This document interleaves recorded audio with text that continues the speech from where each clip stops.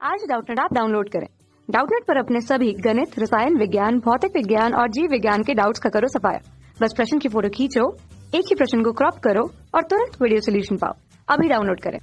Hello नमस्कार दोस्तों, हमारा क्वेश्चन दे रखा है लवण विलयनों से धातुओं के विस्थापन की व्याख्या विद्युत रासायनिक श्रेणी के आधार पर कीजिए। ओके, ठीक है। तो कह रहा है कि लवण के विलयनों से धातुओं के विस्थापन की व्याख्या विद्युत रासायनिक श्रेणी के आधार पर कीजिए। तो दोस्तों इसके लिए जो है एक कॉन्सेप्ट है, वो कॉन्सेप्ट मैं आपको बताता हूँ। उस कॉन्सेप्ट से आप हर एक चीज का जो इससे रिलेटेड क्वेश्चन होगा वो बता सकेंगे, ठीक है। और जो इस क्वेश्चन से रिलेटेड अदर कॉन्सेप्ट है वो भी मैं इसी क्वेश्चन में डिलीवर कर दूंगा, ठीक है, ताकि जो है आप इस क्वेश्चन से कुछ एक्स्ट्रा भी सीख के जाएं, ठीक है। तो ओके, तो चलो आइए मैं इस क्वेश्चन के बारे में आपको बताता हूं।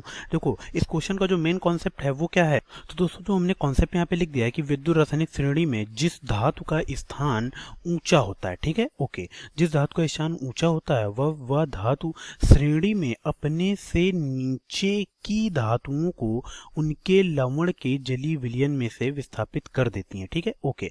अब दोस्तों ये तो देखो एक मैंने रटी रटाई बात आपको बता दी, लेकिन इसके पीछे का कॉन्सेप्ट क्या है उसको भी देख लेते हैं, ठीक है, क्योंकि भाई जो चीज है उसका रीजन बताएंगे तब आपको जाके ज्यादा समझ में आएगा, ठीक है, ओके। अब दोस्तों होता क्या है कि विद्युत रासायनिक श्रेणी में जो धातुएं होती हैं वो मानक ऊपर से नीचे आने पर धातुओं को ऊपर से ठीक नीचे आने पर किसके मानक अपचयन विभव के बढ़ते हुए क्रम में लिखा है। तो ऊपर से नीचे जाने पर मानक अपचयन विभव के बढ़ते हुए क्रम में, किसके मानक अपचयन विभव के बढ़ते हुए क्रम में लिखा जाता है। मैं एक एक पॉइंट बताता जा रहा हूँ, आप ध्यान देते जाइएगा, ठीक है। मानक अपचयन विभव के बढ़ते हुए क्रम में लिखा जाता है, ठीक है, मानक अपचयन विभव के बढ़ते हुए क्रम में लिखा जाता है, ठीक है, ओके।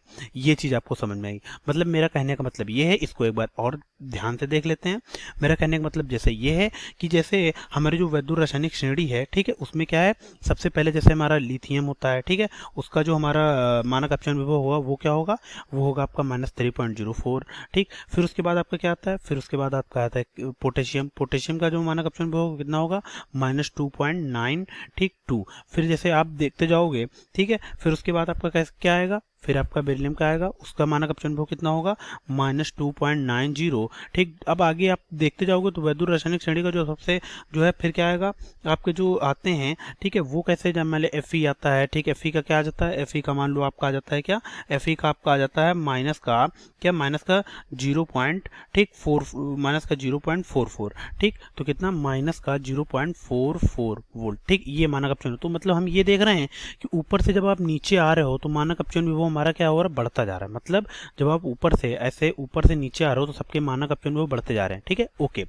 और दोस्तों इसके पीछे का कॉन्सेप्ट ये होता है कि जिसका मानक अपचयन विभव जितना कम होगा, क्या, मानक अपचयन विभव, ठीक, क्या मैं ये कहना चाह रहा हूँ, मानक अपचयन विभव जितना कम होगा, ठीक, उस धातु की सक्रियता उतनी ही अधिक होगी। मानक अपचयन विभव जितना कम होगा, ठीक, जितना कम होगा उसकी जो है क्या, सक्रियता या उस धातु की क्रियाशीलता उतनी ही ज्यादा होगी, सक्रियता उतनी ही ज्यादा होगी, ठीक, ओके, उतनी ही ज्यादा होगी। तो दोस्तों ठीक है, ज्यादा होगी, तो इसीलिए तो मैंने बताया कि जो धातु ऊपर उपस्थित है वो अपने से नीचे धातु को क्या, उसके लवण के जलीय विलयन से विस्थापित कर देगी, ठीक। मतलब मैं ये कह रहा हूँ कि जैसे लिथियम और जो पोटेशियम है, ठीक, ये बेरिलियम और Fe वगैरह से ज्यादा सक्रिय हैं। मतलब अब मैं देखो, ये तो हो गई सक्रियता, ठीक है, सक्रियता के आधार पर मैंने बता दिया कि ये जो धातु अधिक सक्रिय होगी वो क्या करेगी कि जो अपने से कम सक्रिय धातु को उसके लवण के जलीय विलयन से विस्थापित कर देगी, ठीक। मेरा कहने का मतलब ये है कि जैसे हम देख लें कि जिंक, ठीक, क्या एक जिंक ले लें, ठीक, जिंक का मानक अपचयन विभव कितना होता है, जिंक का मानक अपचयन विभव होता है कितना, -0.76 वोल्ट, ठीक है, ओके। फिर और कॉपर का ले लेते हैं, ठीक, कॉपर का मानक अपचयन विभव कितना होता है, कॉपर का मानक अपचयन विभव होता है कितना, +0.34 वोल्ट, ठीक है। तो देखा क्या गया कि जो जिंक है, ठीक, वो CuSO4 के विलयन से, क्या, CuSO4 के विलयन से, ठीक, क्या करता है, Cu को विस्थापित कर, जो जिंक होता है वो जिंक क्या, CuSO4 के विलयन से Cu को विस्थापित कर देता है, ठीक। तो ऐसा क्यों, तो ये देखो मैंने आपको बिल्कुल ऊपर पहला कॉन्सेप्ट बता रखा है कि विद्युत रासायनिक श्रेणी में जिस धातु का स्थान ऊंचा होता है वह विद्युत रासायनिक अपने से नीचे की धातुओं को उसके लवण के जलीय विलयन से विस्थापित कर देती हैं। मतलब मेरा कहने का मतलब है कि जिंक देखो कॉपर से ऊपर उपस्थित है कि नहीं, बिल्कुल जिंक कॉपर से ऊपर उपस्थित है। मतलब मैंने फिर दूसरा कॉन्सेप्ट क्या बताया, मैंने बताया कि धातुओं को ऊपर से नीचे मानक अपचयन विभव के बढ़ते हुए क्रम में लिखा जाता है। मानक अपचयन विभव जिस धातु का जितना कम होगा उसकी सक्रियता उतनी ही ज्यादा होगी।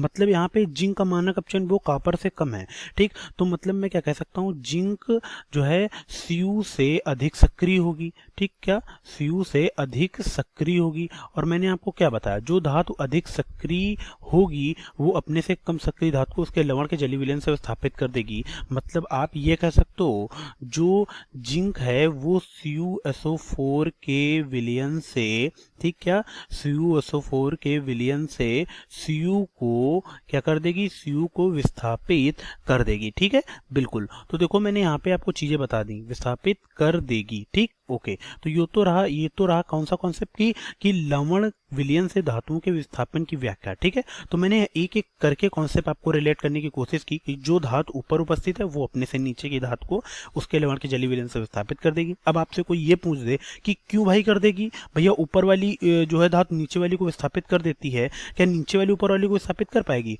तो आप कहोगे नहीं। क्यों? क्योंकि ऊपर वाली धातु नीचे वाली धातु की अपेक्षा अधिक सक्रिय होती है, ठीक है। तो मतलब जैसे हमने यहाँ पे बताया आपको कि Zn जो है अधिक सक्रिय है Cu से, ठीक। तो इसके पीछे का रीजन भी बताया कि Zn का मानक अपचयन विभव कम होता है, ठीक है। ओके, अब दोस्तों इसी में आपसे पूछ सकता है कि किसकी अपचायक क्षमता ज्यादा होगी। तो भैया जिसकी सक्रियता ज्यादा होगी उसकी अपचायक क्षमता भी ज्यादा होगी, क्योंकि मैंने आपको स्टार्टिंग में बताया था कि आपको इस क्वेश्चन से रिलेटेड जितने भी अदर कॉन्सेप्ट हैं सब मैं आपको बताऊंगा, ठीक है। तो इस क्वेश्चन से देखो नए क्वेश्चन और क्या बन सकते हैं, पूछते भैया कि जो है प्रबल अपचायक क्षमता किसकी ज्यादा होगी। तो भैया जो धातु ऊपर होगी उसकी प्रबल अपचायक क्षमता ज्यादा होगी।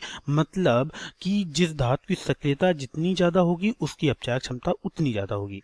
फिर इसमें दूसरा क्वेश्चन ये बनता है कि भाई कौन सी धातु हाइड्रोजन से जो है अम्लों से क्रिया करके हाइड्रोजन विस्थापित करती हैं। तो वो धातुएं जिनका मानक अपचयन विभव, ठीक, क्या है, हाइड्रोजन से ज्यादा है, या फिर आप ये कह सकते हो कि जो वैद्युत रासायनिक श्रेणी में हाइड्रोजन से नीचे हैं। हाइड्रोजन से नीचे कौन कौन सी हैं, कॉपर Hg, ठीक, और PtAu, ये सब हमारी क्या है, हाइड्रोजन से नीचे उपस्थित हैं, ठीक, बिल्कुल। तो मतलब आप क्या कह सकते हो, आप ये कह सकते हो कि जितनी ये धातुएं हैं ये हाइड्रोजन से क्रिया करके अम्लों को विस्थापित नहीं कर पाएंगी। मतलब अम्लों से क्रिया करके हाइड्रोजन को विस्थापित नहीं कर पाएंगे। मतलब CuHg PtAu हाइड्रोजन से नीचे उपस्थित हैं वैद्युत रासायनिक श्रेणी में। ये H2SO4 और HCl इनसे अभिक्रिया करके H2 को विस्थापित नहीं कर पाएंगी, ठीक, विस्थापित नहीं कर पाएंगी, ठीक, नहीं कर पाएंगी। तो ये चीजें भी मैंने आपको क्वेश्चन बता दिया, ठीक। यहाँ पे जितने भी ऑल कॉन्सेप्ट बन सकते हैं तो मैंने आपको भी बता दिया, ठीक है। ओके, तो मैं आशा करता हूँ पूरा क्वेश्चन आपको समझ में होगा। धन्यवाद। कक्षा 6 से 12वीं से लेकर नीट, IIT, JEE वो एडवांस के लेवल तक 1 करोड़ से ज्यादा छात्रों का भरोसा। आज ही डाउनलोड करें डाउटनेट ऐप या व्हाट्सएप करें अपने सारे डाउट्स 8400 400 400 पर।